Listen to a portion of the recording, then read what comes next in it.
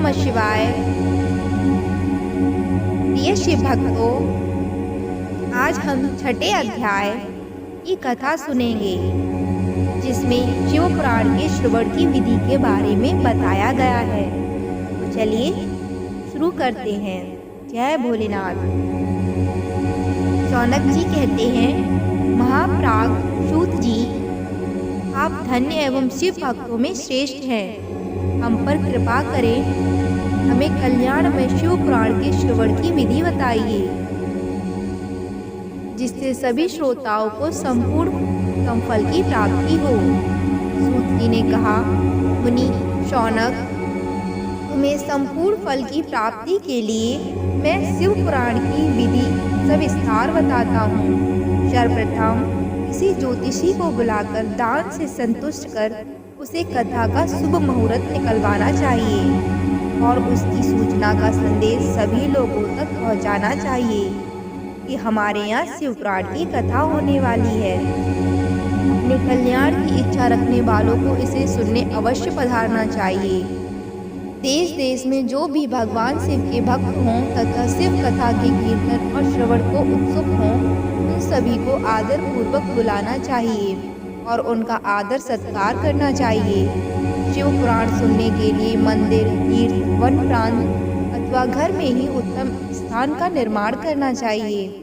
केले के खम्भों से सुशोभित कथा मंडप तैयार करें। उसे सब ओर से फल, पुष्प, सुंदर विधोवों से अलंकृत करें। चारों कोनों पर ध्वज लगाकर उसे विभिन्न सामग्री से सुशोभित करें। भगवान शंकर के लिए भक्तिपूर्वक दिव्य आसन का निर्माण करना चाहिए तथा कथावाचक के लिए भी दिव्य आसन का निर्माण करना चाहिए।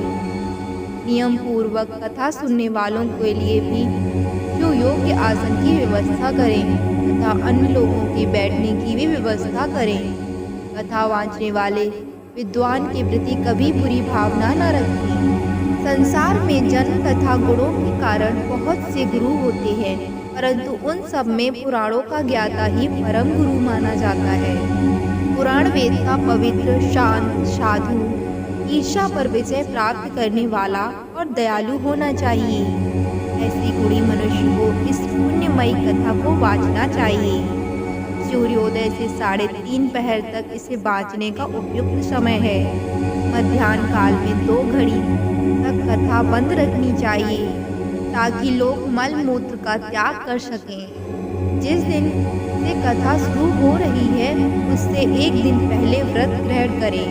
कथा के दिनों में प्रातः काल का नित्य कर्म संक्षेप में कर लेना चाहिए। वक्ता के पास उसकी सहायता हेतु एक विद्वान व्यक्ति को बिठाना चाहिए, जो कि सब प्रकार के संशयों को दूर कर लोगों को समझाने में कुशल हो। कथा में आने वाले विघ्नों को दूर करने के लिए सर्वप्रथम गणेश जी का पूजन करना चाहिए। भगवान शिव व शिव पुराण की भक्ति भाव से पूजा करें। तत्पश्चात श्रोता तन मन से शुद्ध होकर आदर पूर्वक शिव पुराण की कथा सुने। जो वक्ता और श्रोता अनेक प्रकार के कर्मों से भटक रहे हैं, काम आदि 6 विकारों से युक्त हों, वे पुण्य के भागी नहीं हो सकते।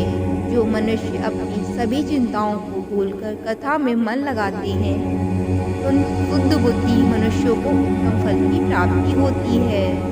हर हर महादेव।